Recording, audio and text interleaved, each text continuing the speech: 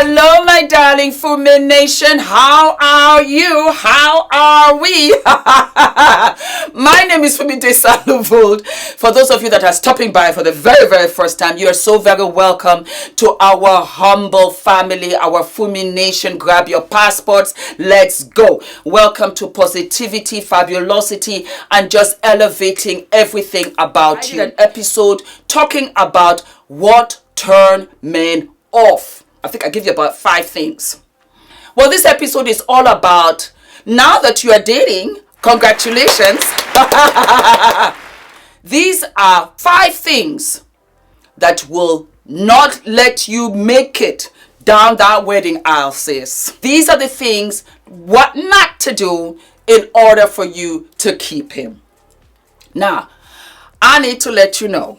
First up, he dating you, sis. He's dating who? He's dating you. Fumi, what do you mean? He's not dating your friend, Cherie. He's not dating your other friend, Monica. He's not dating your other friend, Cynthia. He's not dating any of your friends. You don't come in a group. You are not a group. You are not a music group. You have to separate your friends from your relationship. Meaning that when you guys are together, Cherie, Monica, and co cannot say, can we come over while your man is there? And then be asking him all kinds of questions, intrusive, whatever. No, it's not going to fly. You cannot have conversations with your man and then go over and start talking with Monica and co. Because we know how we are. Sometimes they feel as if they're dating all of us. Because you've gone to go and tell your business. Don't do it, sis. Because it's a turn off for guys. Why? Because he says, you know what? This is a woman I'm trying to make a marriage out of. This is how she's going to bring our marriage issues to Monica. That's how Monica gonna come to the house on Sundays and look at him sideways. You know. She knows what kind of shorts he wears to bed. Because you know we talk. You cannot do that. While you're dating, getting engaged, your friends now have to take a respectable backseat. They can be in the aisle supporting you, loving you, but when it comes to you and your guy, your relationship is exclusively only for 2. Things that you talk about is with him and not your friends. He will peep it. He won't say anything. He will just strike you off the list. That's how it goes. They make up their mind real quick. Don't have your friends in your business. Don't go to your friends telling them about your business. Ula and I have been married going 14 years. I have never in the 14 years ever gone to friends and or family to talk about my marriage affairs. Not once. We can talk things out, and that's another thing. I think because we have kept it exclusive, we are able to get to a mutual understanding because you don't have other people in your ear. Because believe it or not, when you are talking, he knows when you are talking and when you are influenced by your friends. He knows when Monica is talking through you. He'll be like, so is that what Monica told you? He's not trying to date you, Monica, Cherie, and the like. He's only dating you. It's you that he wants to make his wife. You're going to have a family, you're going to have a home, and you're going to have your own set of rules. So, don't do that while you're dating. Not going to work. Obsessive calling. Calling him in the morning, calling him at work, finding out where he at, playing with his phone. It is not necessary. As soon as he peeps that you are trying to FBI, CIA, MI6 his butt, he's out the door.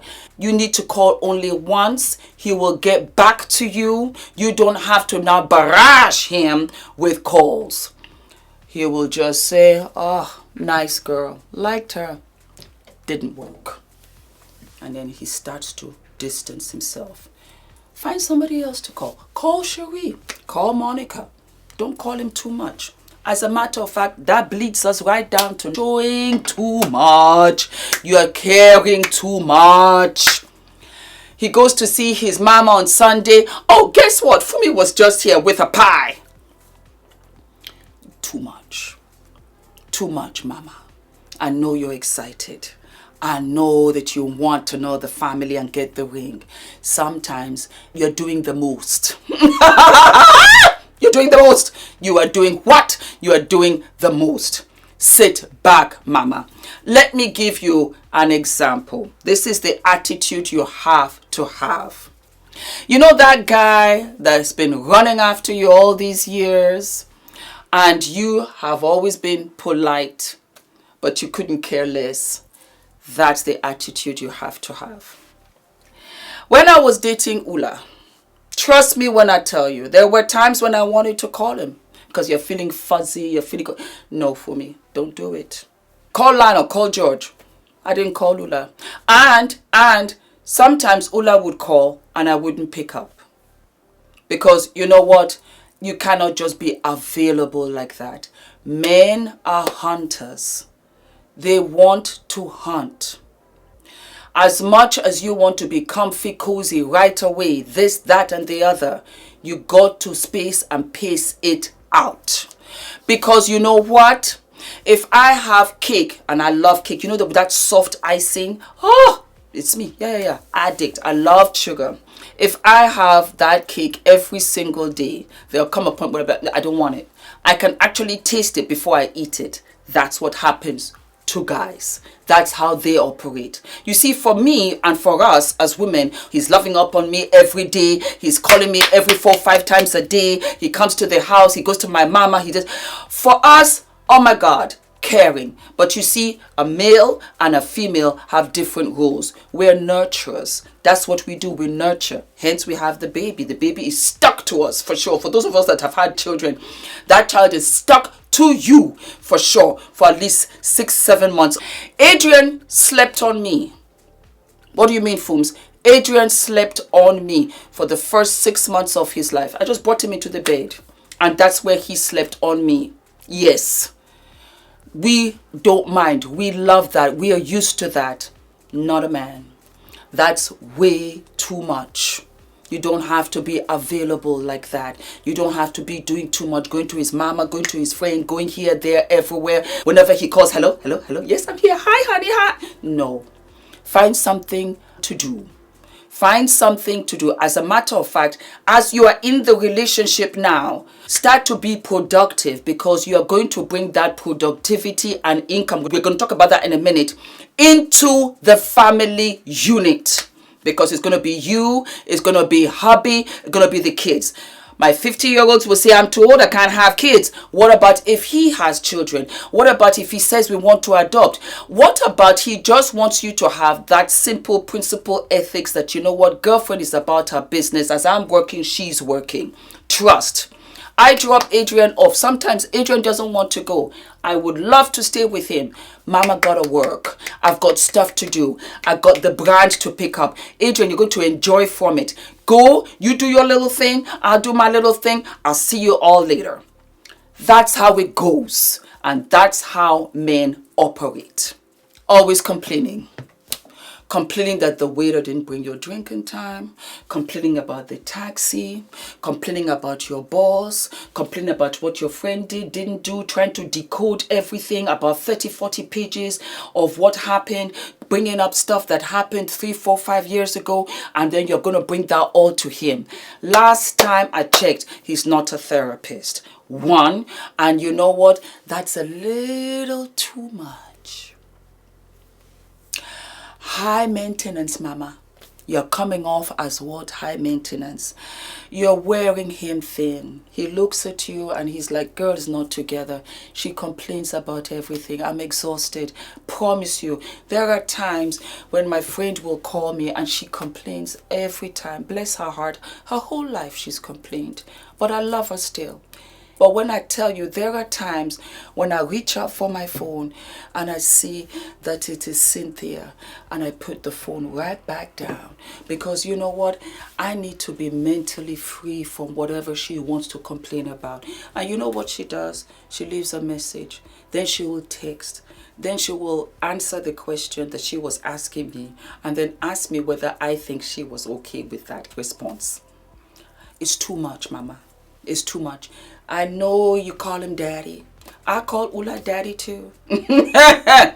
But he got his own issues too. He can't do everything. He can't fix everything. He's not here to fix everything for you. Bringing her back to the next one. He's not responsible for your happiness. He's not. He wants you and him to come together and be together happily. But he's not fixer mixer. He cannot fix you.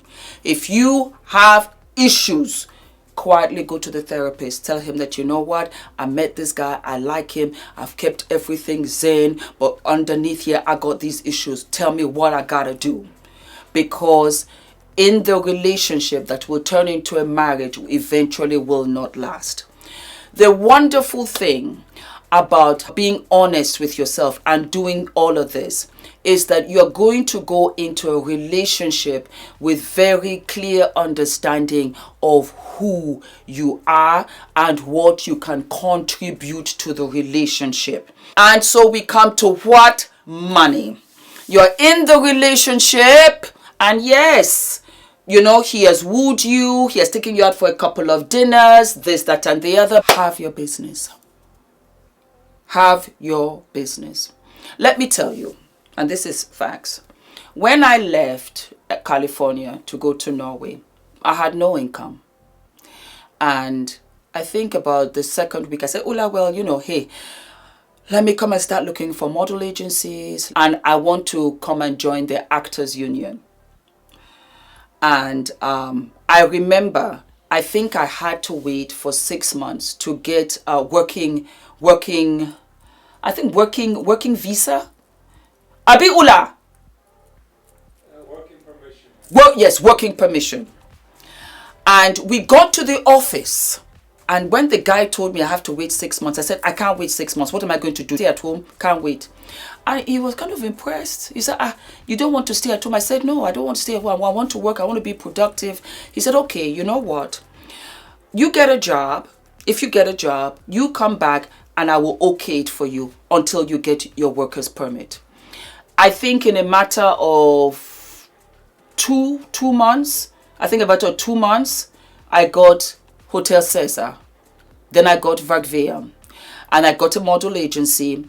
And then I began to go for classes for norsk, to learn Norwegian. Why? Well, I was interested. But in Norway, there's something else over there. They pay you. They pay you to go to class. They pay all of the foreigners that are married to Norwegians. They pay you to go to school. So I went to school to learn language and culture. They paid me $500 equivalent a week. I said, sign me up. Because I had money. I had a little something so that if you need to go and buy a couple of things, my hand was not out all the time. That was one. Then something that we do till this very day, and he will appreciate it because it's the little things. You buy breakfast. You buy the croissants. You buy breakfast, bring it to the house and make breakfast for him at his place, at your place, or whatever. It's the little things. Then over time, you talk about money. Talk about investments, savings, insurances, life insurances, property insurance, all of that. Remember, he's looking at you as a future wife that is going to be the future mother to my children. Think that way, because a lot of us don't. As I got older, because I married much later, I was 39 when I met Ula. I married at 40. I had begun to look into all of this in the last 3 years, just before I met Ula. And I realized that, you know what, for me, there's a shift. You have to shift. You cannot think, hard, yes, sexy, look at me, blah, blah, blah, whatever. Because high value guy, a great guy, investment, you're going to grow old together. Things are going to change. But your qualities, the standards, the principles, the ethics of you will always be there, and it is what you will teach your children. So it's extremely important. And that is it, my darlings. That is it. I hope you enjoyed the episode. Don't forget to like, subscribe, hit the notification button, hit the super thanks. Yes, and I'll give you a shout out in the next episode. All of my love, darlings. You got this, and I'm with you every step of the way. Now, let's get you dressed for those parties, for those dates. Okay? I love you. Mwah. Do we love, darlings? Do we love?